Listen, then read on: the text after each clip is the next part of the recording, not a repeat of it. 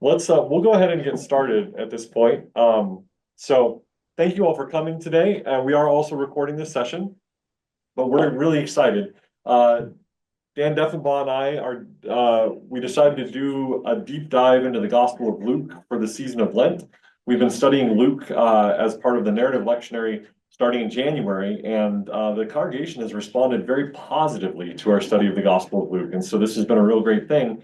And I was brainstorming ideas of what we can do to do this in the Adult Ed Forum, and Dr. Steve Thomason posted on a Facebook group that I'm a part of that he has done a graphic novel version of the Gospel of Luke. And you all know that we're doing narrative lectionary right now, but there's also something called the Revised Common Lectionary that I preached through for 2 cycles. Anyways, this is a year that the narrative lectionary and the Revised Common Lectionary come together and are both on Luke in the same time, the same part of the year.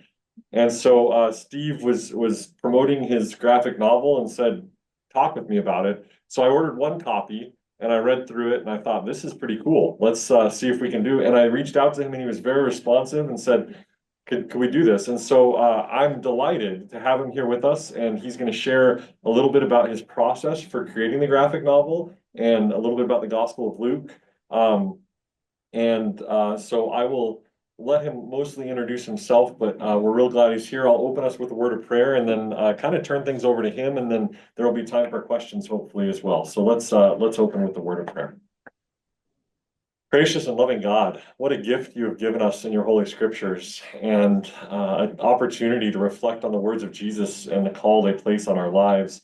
We thank you particularly for the Gospel of Luke and the way that it has spurred this congregation to think about their discipleship journey and how some of the parables and the stories of Jesus can remind us of what it means to be a follower and to be in the way of Christ.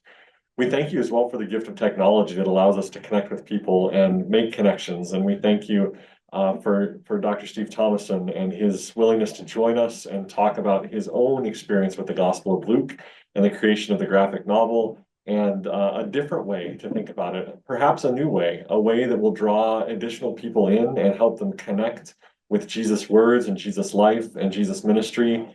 And through all of that, oh God, that all may come to know that saving love and grace of Jesus Christ. It's in your holy and loving name we pray. Amen.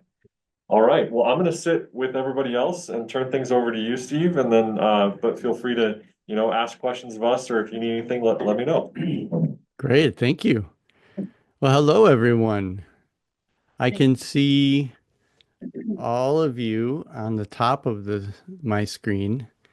I love the owl, I just get a 360 view of the whole room, and then when you're talking down at the bottom, it slices up and focuses in on the people who are talking. So like right now I see Greg, he's front and center at the bottom, and so I want you to know at any point during this our talk. I want this to be really interactive and conversational. So if at any point you have a question of me, you can raise your hand and I should be able to see your hand. Or you can just blurt out, it's like, hey, I got a question. And then we'll stop and talk. But first of all, I have a joke for you. What do you get when you take a Baptist, a cartoonist, and a Lutheran and blend them all together? Anyone know? This guy. Yeah, that's my story. Just a quick context. I want to tell you a little bit about me because whenever I teach a class, one of the first things I tell my students is that context is everything. Um, Context matters. And so knowing who I am and where I'm coming from will help you to be able to listen better to what I have to say. And I wish I had the time to sit and hear every one of your stories. But I would like to know, I have learned one thing already, that Hastings, Nebraska is a college town. But what's the quick like demographic? What's the profile of Hastings? We're 25,000 people. The population has remained steady for more than 40 years. It hasn't gone up or down, which is interesting. Stable, steady. Yeah. The Hastings College has a big influence on the town, and on this church in particular. The church helped found the college, and we still have very, very tight relationship between the church and the college. most often in the music department, but also we have professors come over and teach classes like these, the one that you're teaching. They're very gracious with their time. So we'll have a history professor or the religion professor, whatever. A lot of the current and retired faculty, administration, and staff of the college are members of this church as well. And so as a church, we're a very intellectually curious church, which is a huge gift. And the town not only has Hastings College and the community college, we also have a large federal research facility, the U.S. Meat Animal Research Facility. And so that brings in a lot of really interesting folks from around the world as well. And so despite being a little dot in the center of Nebraska in the middle of the plains, there's a lot going on in Hastings, and it's a really great town to live in. Yeah, it sounds really cool. No pressure on the pastor, though, with all those intellectuals in the congregation. They're all up here, and I here, but it's okay. He That's likes to right. sell a lot of breweries. Oh, A lot of breweries. About the growth of the town. Back in the early 1940s, the Hastings Naval Ammunition Depot came to town and it doubled almost in size overnight. And it's pretty much stayed the same ever since. But that really Wow. changed the nature of the town. yeah, we both Yeah. manufactured and stored the ammunition for World War II in Hastings. And so if you ever come visit us, you'll find the remnants of the Naval Ammunition Depot, which are a bunch of hills with underground bunkers. And the hills go on for like 2 or 3 miles. It's just hill, hill, hill, hill, hill, all filled with underground bunkers and all old brick buildings and all that stuff. Yeah, Interesting. that's where Central Community College is. They converted the administrative center of the depot to the community college. Oh, wow. Yeah. That's fascinating. I'll have to ask my father-in-law, he's deceased now, but he during the Vietnam War, they lived in Shelton and he worked at an ordnance factory. But I think they converted like a car manufacturing plant into building artillery. So I don't know if he drove to Hastings for his job or anyway, a lot of that going on in central Nebraska, sounds like. Yeah. They had a big army plant at Grand Island too. It was probably Grand Island. That's a little closer to Shelton. Yep. Grand Island is just about 30 miles up the road from us. 30 miles? Yeah. Yeah. My guess is everything's about 30 miles up the road from you, probably, right? Yeah, that's awesome. Hey, that's great. Thanks so much. That context really helps a lot. And so a little bit about me, my joke, Baptist, Cartoonist, and Lutheran is basically my life story. So I'm a pastor's kid. I was born into an independent Baptist context and was raised in that.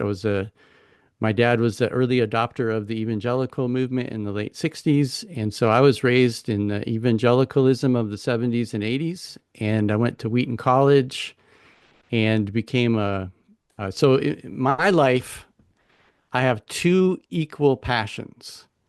I've always been an artist, ever since I was a child.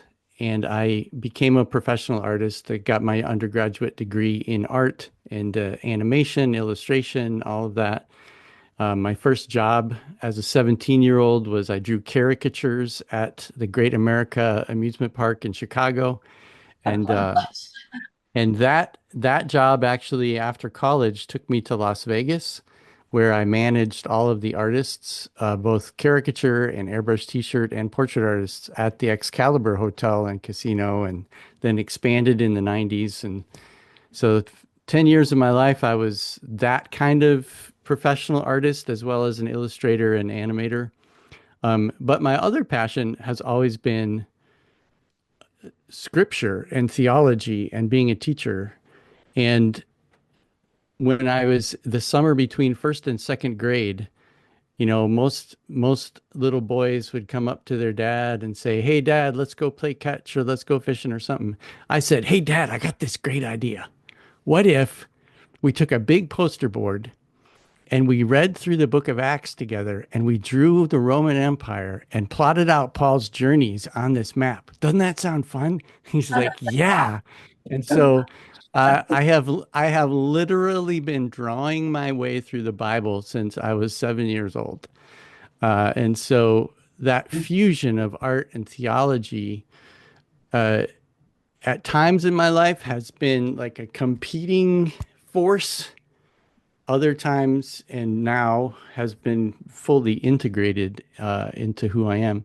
I became a pastor in the mid 90s at a mega church in Las Vegas, Central Christian Church. I got my MDiv at Bethel Seminary in St. Paul, Minnesota, but I was living in Vegas, so I was a distance learner back when that was a brand new kind of thing with the internet, that, that information superhighway. Do you remember that in the early 90s?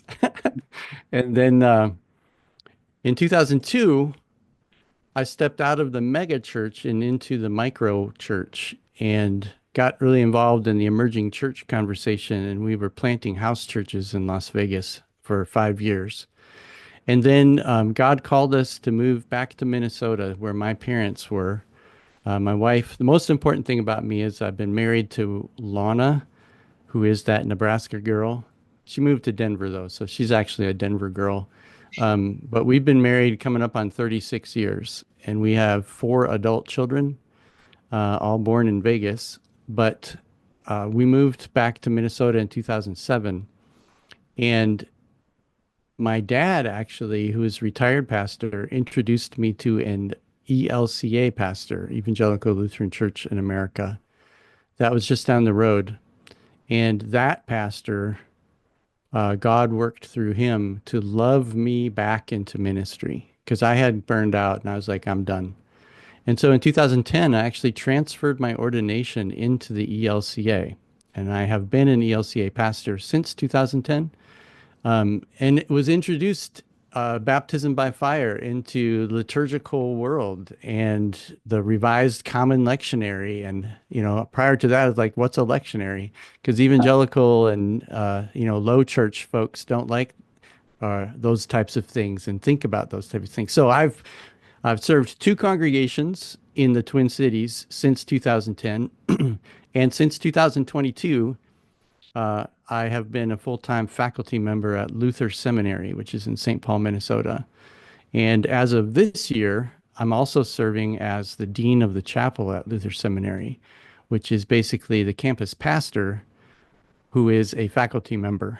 And so I get to now, all 3 of my worlds come together because I use my art all the time, but I'm a pastor and a professor all at Luther Seminary. So that's my quick journey. So now, as far as like the Cartoonist Guide to Luke, let me tell you the story of how that came about. So as I said, I've been illustrating my way through life. Like anytime I take notes in anything, I draw pictures of it. So I have illustrated world history from high school, AP, Euro, and I probably have the only color cartoon illustrated PhD dissertation, at least in the Luther Library. I know that much. So like I illustrated and animated my way through my PhD work.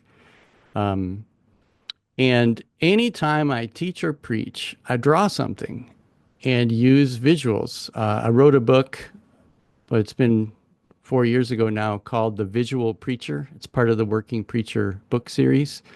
And so that's kind of my gig is visual communication. And so back in 2012, the congregation I served switched from the Revised Common Lectionary to the Narrative Lectionary, just like Pastor Greg was saying, similar to your switch. Did you say just 2 years ago you made the? Yeah, we're in our second year of the narrative lectionary cycle. And it's been really good for the church, and it's really been really good for me as a pastor, because I had preached through the Revised Common Lectionary twice, and I was starting to run out of ideas, and narrative lectionary really revitalized my preaching as well. Yeah, so absolutely. And I feel the same way. So when we switched to the narrative lectionary in 2012, it was fairly new at that point. And if you don't know this about the narrative lectionary, it was actually born at Luther Seminary. And we've mentioned, those of you who were here before the class started, we mentioned Rolf Jacobson, who is one of our Hebrew Bible professors, Old Testament professors. He's a brilliant scholar, particularly of the Psalms. And he's been at Luther for 25 years or so.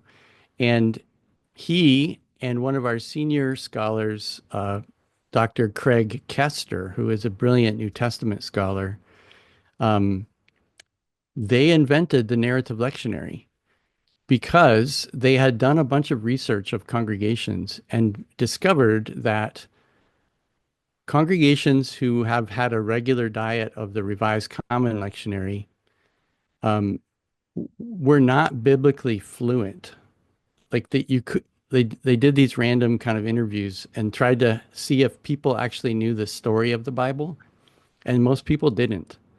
Um, because the Revised Common Lectionary is actually designed for people. The assumption of the lectionary is that you know the Bible well, because the lectionary just bounces around. It's more thematically organized and it takes pieces here and there.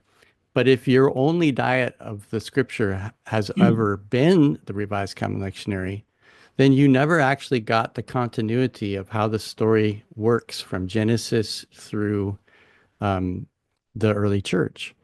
So they invented the narrative lectionary as a way to help congregations start in Genesis in September, and then each year they choose one gospel. And one of the many ways that it's different than the RCL is that the RCL has a 3-year cycle where Matthew, Mark, and Luke, and I know last week you talked about the synoptic gospels and how they're similar to each other.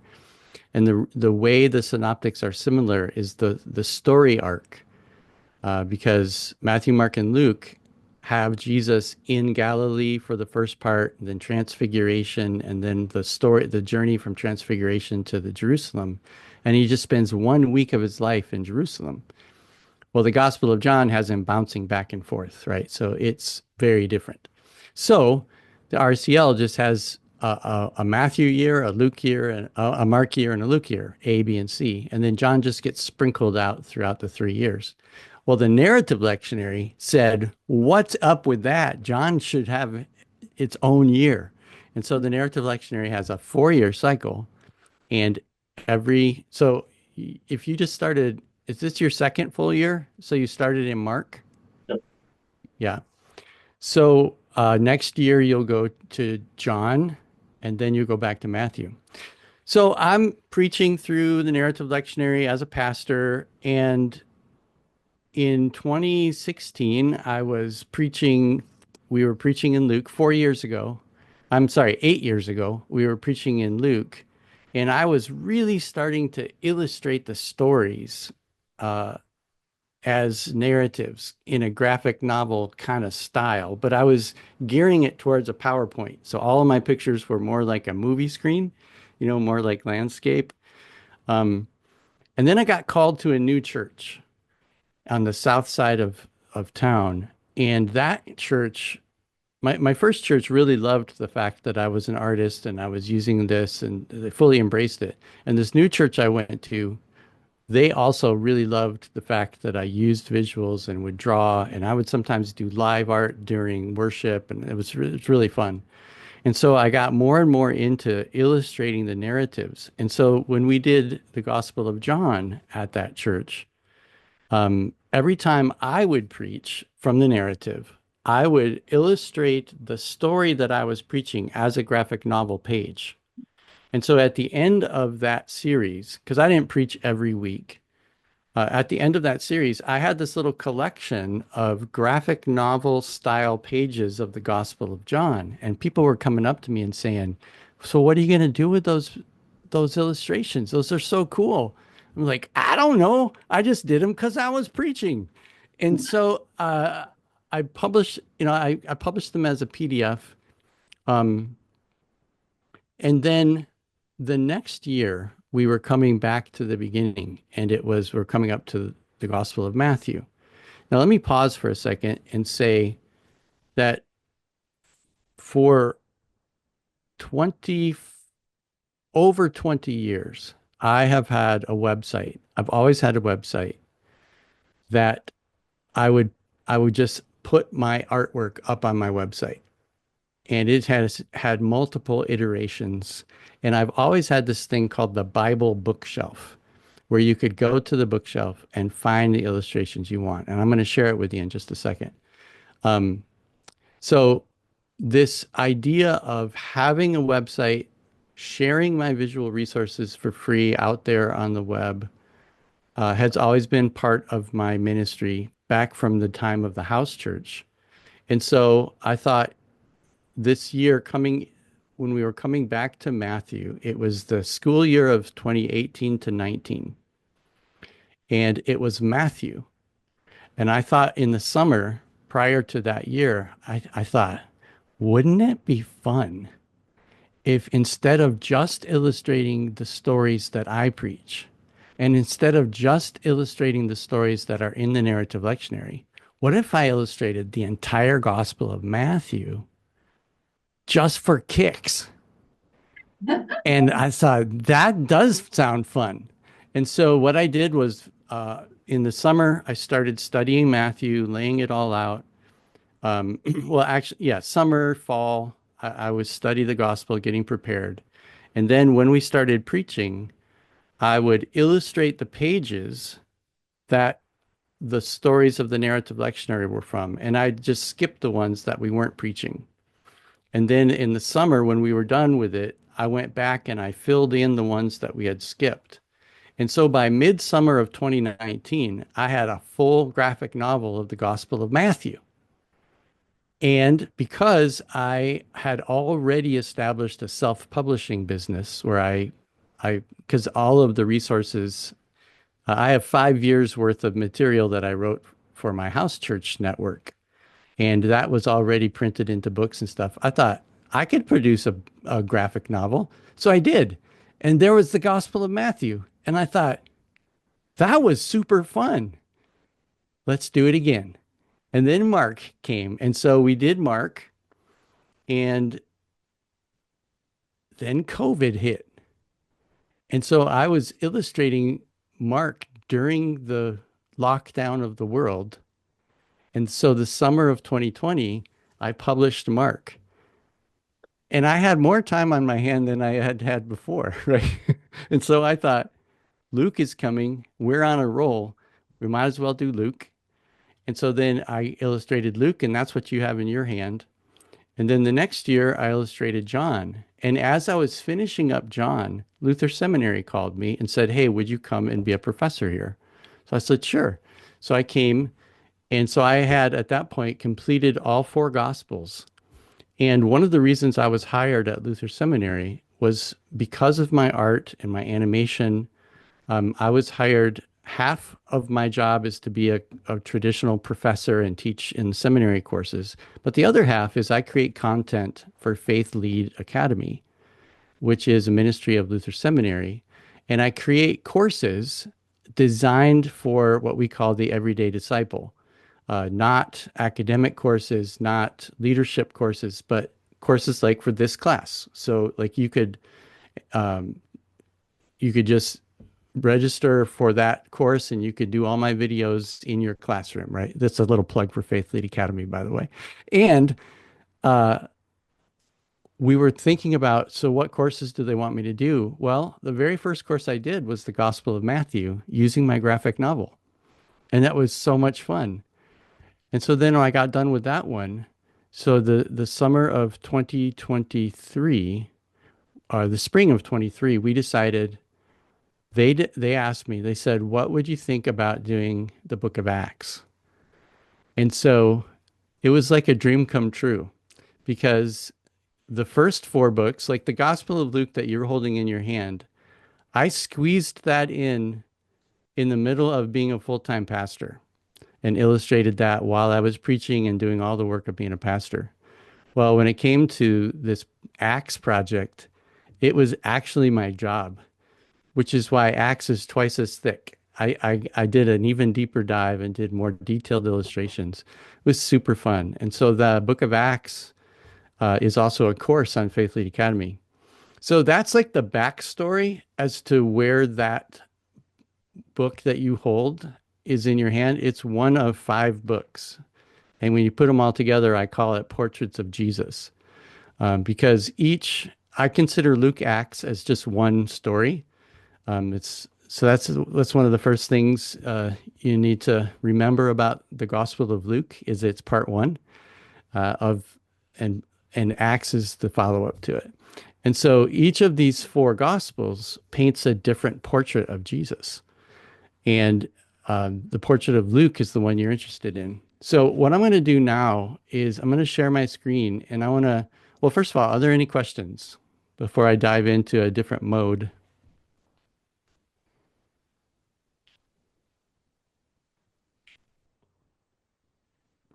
Are you still with me? Now we're here. Yeah, we're here. Yeah. Okay.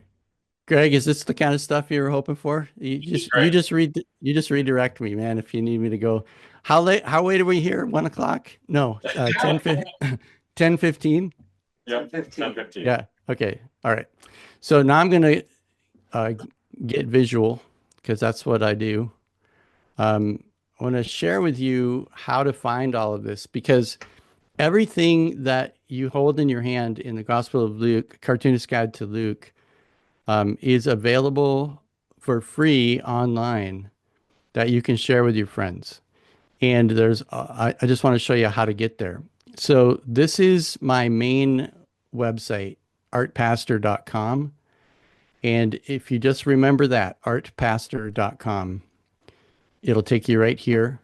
And you can see if you scroll down, you can read my story if you want to know more. And I illustrate and produce material about spiritual formation, theology, and art. And so there's a ton of resources on this. But Cartoonist Bible, a cartoonist guide to the Bible, you can click on that.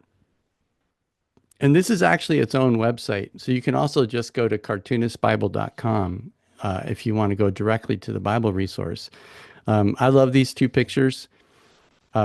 Someone sent me this is on the left here. This is an actual random shot of a mom caught her son reading the Gospel of Matthew, my cartoonist guide to Matthew one day, and he's got his big jug of goldfish on the side and he's ready.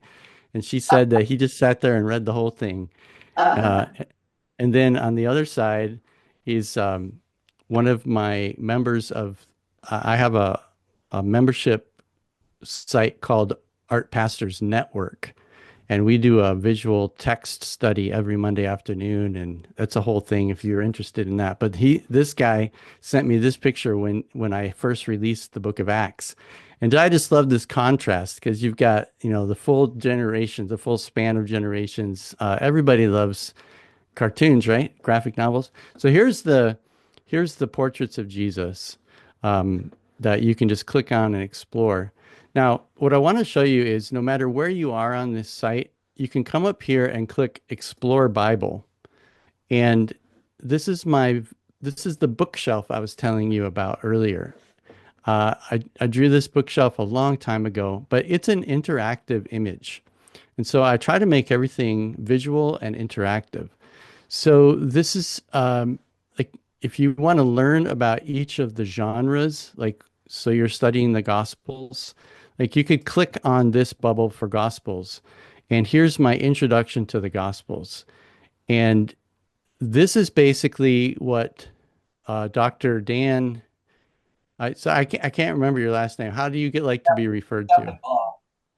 Deffenbaugh. Deffenbaugh. Just Dan is fine. Yeah. Okay, Dan. So this is my version of the lesson from last week, where you walk through what is a gospel, what is the context of the Gospels, right? So you've got all of those pages, and you can go back to the bookshelf. Anywhere you are, you can just click on Explore Bible. It takes you back to the bookshelf. And every single book of the Bible is a link. So we can click right here and click on Luke. And here is the landing page. So every book of the Bible has its own landing page on this site. And they're all laid out like this. And over here, this is an interactive index you can see that this is printed in your book, right?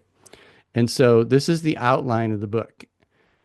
Part 1 is the preparations, And each of these squares represents a page in the graphic novel. And so you can just, like, if you want to go to page 2, the Christmas story, you just click on that square and you can see the whole page is right here. So you can read it. There is a link. There's always a link where you can click on that and read the text itself. So this is a one-stop shop. You can just have all the resources that you need to read the text. And then if you scroll down, if I have any more commentary, then it will be at the bottom of this page. And so I have a lot of commentary for this page because it's the nativity story. So you can just keep scrolling, and I've got, PowerPoints, different ways to tell the stories, different commentaries, all that kind of stuff. So, and you can go page by page, right? You can just click here and go to the next page and read the story like that. Or you can click back to Luke and come to the main index. If you click on introduction, you can either click here or click on read more. This page this is also like your lesson from last week, where it gives you an introduction to the Gospel of Luke. I like to call Luke Good News on the Way, and I'll tell you why in just a second. But this, reminds you that Luke and Acts is a 2-part series. This image gives you context. Jesus lived in the first 3 decades of the first century of the Common Era. And this is where the book is located on the bookshelf, and this is where it's located. I know last week you talked about how the Mediterranean was the middle of the earth. This is the Roman Empire. And this highlighted section is Jesus' whole life happened right here in Judah. And then you talked about Luke. And then again, you have this interactive outline right here on the introduction page. And here's a little tool that I just built. And I want you to know I built this just for you, because you are the first people on the planet to see this tool. When Pastor Greg invited me to come and teach, I thought this would be kind of fun. So this is called a Prezi. And I need you to tell me, if I do that, can you see it still? Yep. Looks Okay. good. So here's what's really cool about this resource. If you don't know what a Prezi is, it's a non-linear presentation software.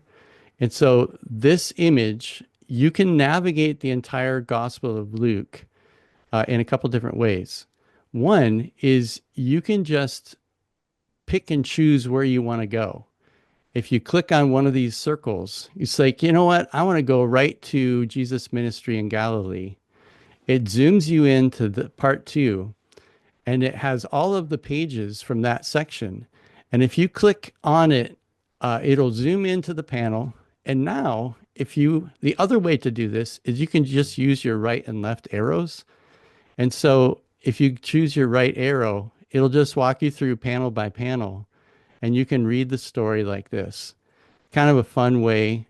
But if I use my mouse, I can also zoom out, and I say, you know what? I'm more interested in Jesus' sermon. So I'm going to click over here and track through the sermon. Isn't that cool? I just think that's fun. So you can use that any way you want. And right from the beginning, you can just, start right up here with the Gospel of Luke, and it'll take you through part 1, and you can read the story in sequence. Now, one thing I want to tell you about Luke that I think is the reason I call Luke on the way is if we come over here and click on part 3, you'll notice that one of the unique aspects of the Gospel of Luke is that, one of the things that makes it a synoptic gospel, as we said before, is that both Matthew and Mark and Luke have Jesus' story broken up into 2 basic parts. The first part of his ministry up in here in Galilee, And then the transfiguration story is like the turning point. And from the transfiguration to the triumphal entry, scholars call this section the travel narratives. And in this section, this is where the liturgical season of Lent comes from. So the 40 days of Lent, the 7 weeks of Lent, are designed to help the church walk with Jesus from the transfiguration to Jerusalem and to Holy Week. And here's what's interesting about the Gospel of Luke.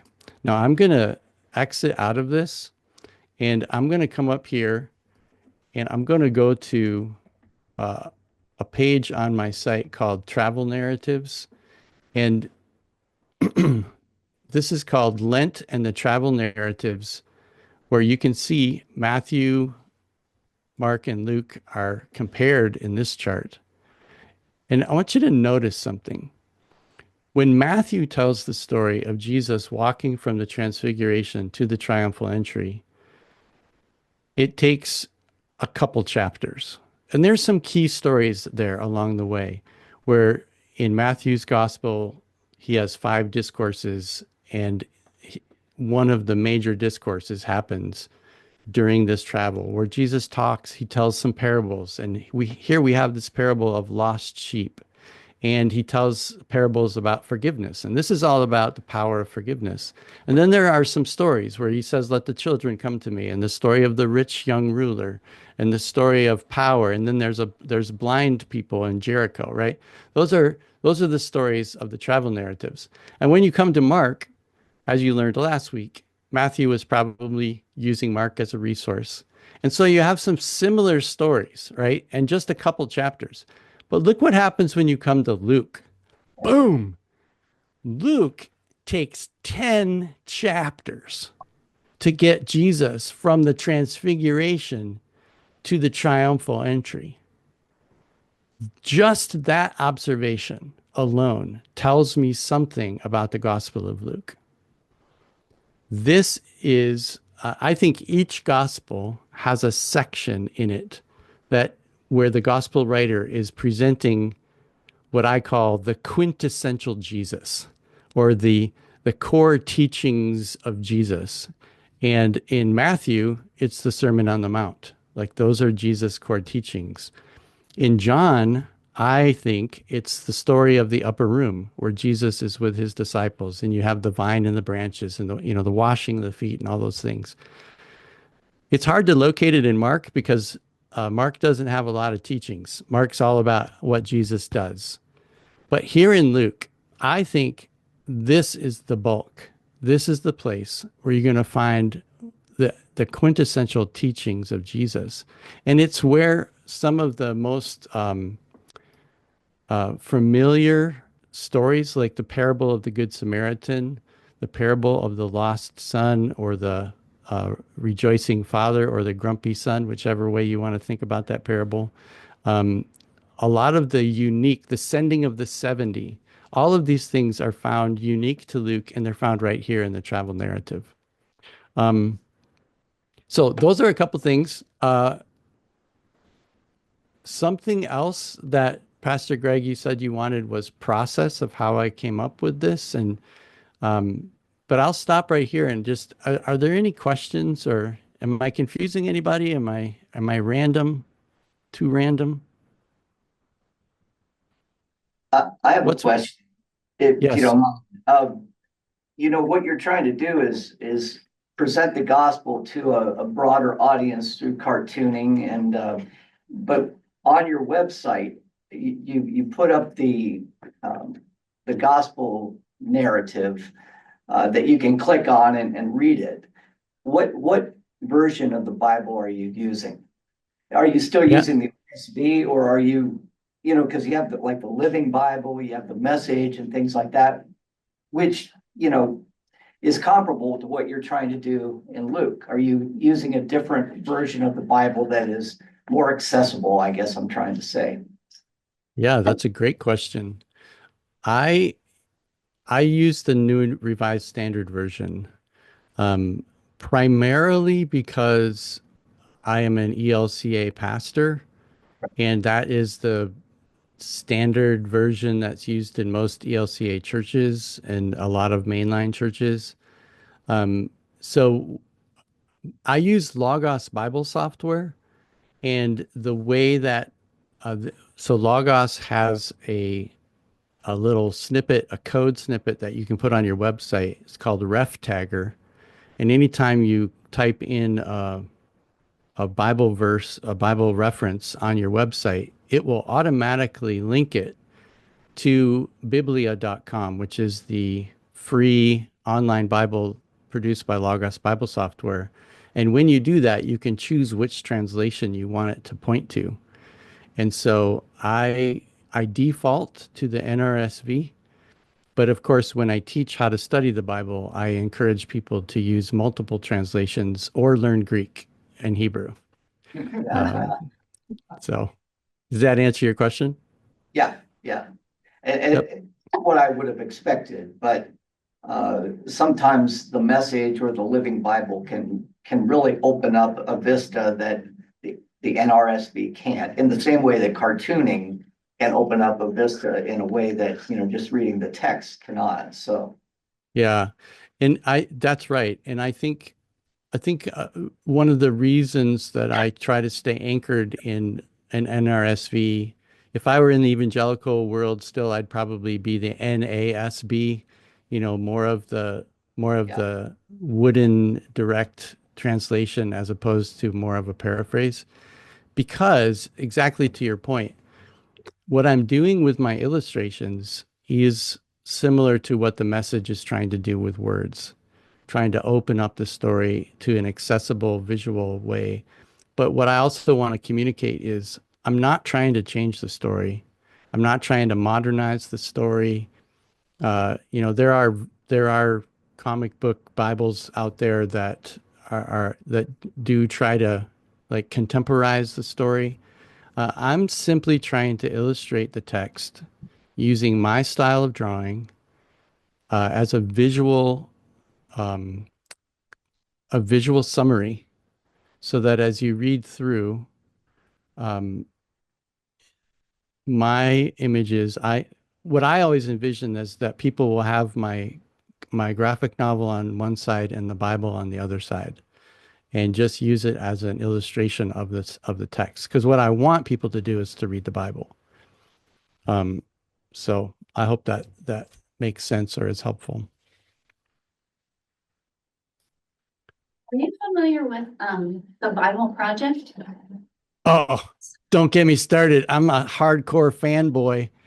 Uh, I have been a supporter of the Bible Project since their very first video. I actually discovered them when they produced their first video, and yes, I've toured their studio.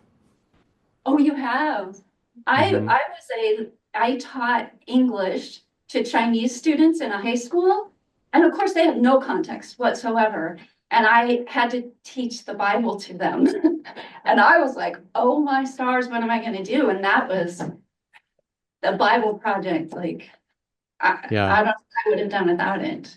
But yeah, it's they're different from what you're doing, but it's also, I mean, it's similar, but it's more like they would give like an overview and draw into the videos. You'd Mhm. watch the videos while they drew it. It was fabulous. Yeah, and they actually have a whole animation studio. Uh, and yeah, I love the Bible Project. They're the best. And anytime somebody even remotely compares me to them, I just feel really honored. So, yep. Um, I'm looking at the time. We're like 4 minutes after 10. And I think rather than, I was going to take you into my Logos Bible software and show you like the behind the scenes, but I think rather than doing that, I'm going to take you back to the website and just show you a couple places. If I come back to Explore Bible and click on Luke, and if you notice, you can also there's a shortcut, so you can just jump directly to whatever book you want. Um, over here in the introduction, if you scroll down, there is one little this little chart right here. This is how the graphic novel began. So the first thing that I did was I went through.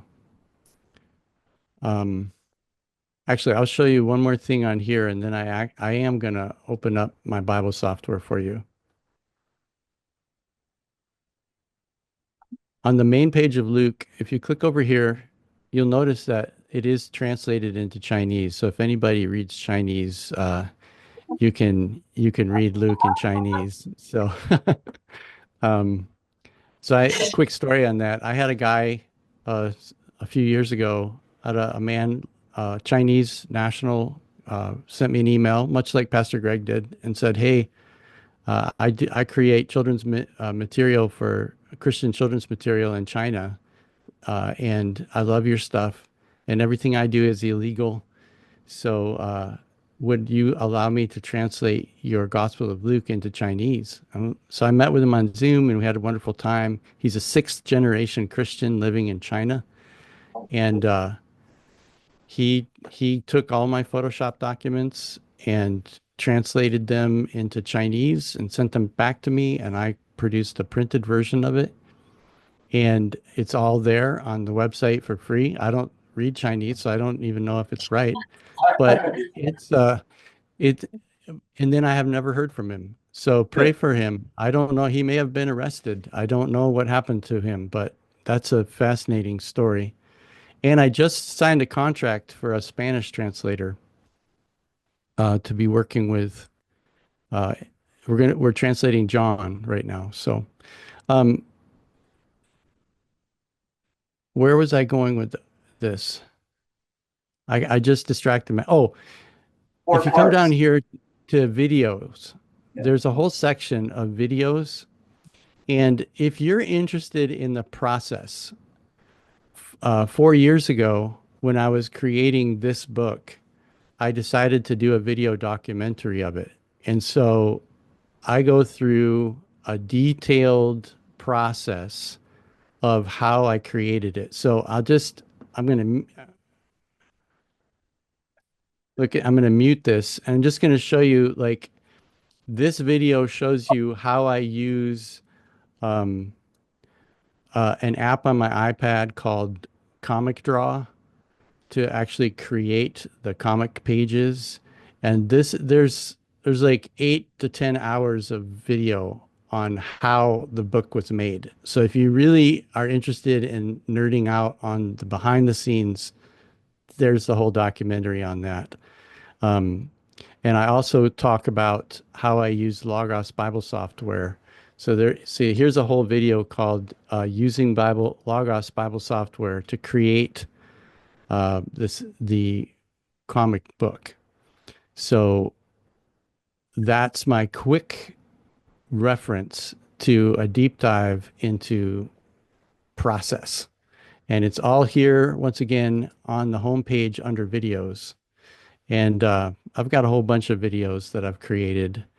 There's a lot of resources on this cartoonistbible.com website. So feel free to jump in. It's all free. Share it with your friends.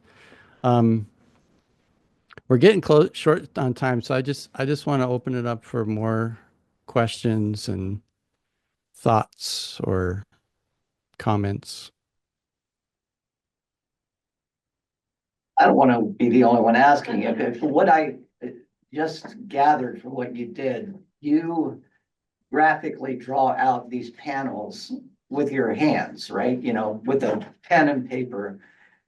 And then you paste the dialogue using a software. Is that correct? Actually, it's partially correct. Oh. I am 100% digital. I draw on Oh, my iPad with an Apple Pencil. okay. And when I was making this book, I used an app called Comic Draw. And so I sketch the pages as if I were drawing on paper, but it's all digital. And so it's fully integrated. And then I use an app on my iPad called Procreate, which is the best illustration app on the iPad. And I paint everything in Procreate. And Okay. then ultimately, everything comes into Photoshop. And I do the final production in Photoshop. And then I slice it all up and I export them as images and create PowerPoints from that. So everything's digital. And I no longer use that app. I have learned a new program called Clip Studio Paint, which is a combination. It's a more powerful. I can use it on multiple platforms, but that's all really geeky technical stuff. But everything is done. The majority of my illustration work is done either on an iPad or in Photoshop. I have a Wacom Cintiq, which is a way of drawing on the computer. It's a digital tablet where I draw, or my iPad, I draw with an Apple Pencil right on the screen. I still do traditional medium, like I do oil painting and gouache plein air painting and figure drawing and stuff. But if I'm going to be using it for a presentation, I do it all digital because it has to end up getting digitized one way or anyway. So I switched to Digital Studio in 2002. So yeah, I'm an art geek, man. I tell you. See Other how that's question? much more efficient. Oh yeah, very much more efficient. Yeah, and you can erase oil paint in digital. That's of the beauty of digital art is you can do things in layers. You can undo things. You know, it's much more forgiving. Doesn't stink. You know, like oil painting. The reason I asked the question is you're kind of creating moods with some of these colors in your panels. Like you have some panels that are predominantly blue and some that are predominantly, kind of a rust color. Hmm. And then There's a purpose. can you talk about that? Yeah, thanks for noticing that. That's very intentional. Um, for me, when something is more of that, the hot colors, the reds, the oranges, I associate that with Jerusalem and with anything that's adversarial towards Jesus. And if it has to do with the gospel, if it has to do with healing or the good news, it's in the cooler tones. And it's an unfortunate correlation to politics, but it has nothing to do with politics. It has it has a it has everything to do with temperature, because the red part of the color spectrum is intensity and heat, and the cooler, the blue, the purples, the greens, the cooler side of the spectrum is cooler and refreshing. And so that's what I'm tapping into psychologically. So whenever you see the sky turning red or the palette turning red, you can know that trouble's there for Jesus. So if this were music, it would be a kind of a lyric. You're basically doing what people who write a score to a movie do, except you're doing it with color. Yeah, Yeah. absolutely. And color palettes in movies too. You know, movies get to combine both of those because they do the musical score and the color palette. Pay attention to color palettes next time you watch a movie. It's fascinating. Yeah. Good eye. And I also intentionally drew Jesus differently in each of the Gospels, because I wanted to emphasize that it's a different portrait. It's a different Jesus. I mean, it's the same Jesus, but it's a different rendition, a different purpose behind the telling of the story. And so you can tell which gospel you're reading by what Jesus looks like in my four gospels. And another clue too, as you're reading through the Gospel of Luke, if you haven't already noticed it, whenever Jesus is telling a parable, I use neutral sepia tone and very generic, what I call marshmallow characters. Because the parables are not true stories. They're not telling a story of about a historical person. They're stories for illustration about every person, right? So, and I also wanted to visually mark the difference between, like, if you're reading a story that's told in the narrative of the gospel, it's going to be more detailed and you can tell, oh, that's Jesus, that's Peter. But if Jesus is telling a parable, you'll be able to very clearly see that this is a parable of Jesus. So I can hear it differently, I can read it differently. And so what I like about telling the story this way is that you can put Jesus' parables into the narrative context of where he was and to whom he was speaking, or what the parable is reacting to. Like if you go to the page where Jesus is being called a sinner because he's eating with sinners uh, from the religious leaders, he then turns around and tells in Luke 15, he tells the parable of the lost sheep, the lost coin, and the lost son. Yeah, there are a lot of Because these pages 14 through 17, if you all, we have the book here and we're yeah. looking at So, examples. and that's the travel narrative that I mentioned earlier. Most of his parables and most of his teaching in the travel narrative was done in parables. So that's just another observation you can make. It's like, why did Jesus teach in parables during the travel narrative? So we're out of time, Yeah, Pastor I'm Greg. sorry. I'm sorry that we're out of time. This has been a really fruitful conversation, and I think there's a very good chance we'll invite you to come back and join us.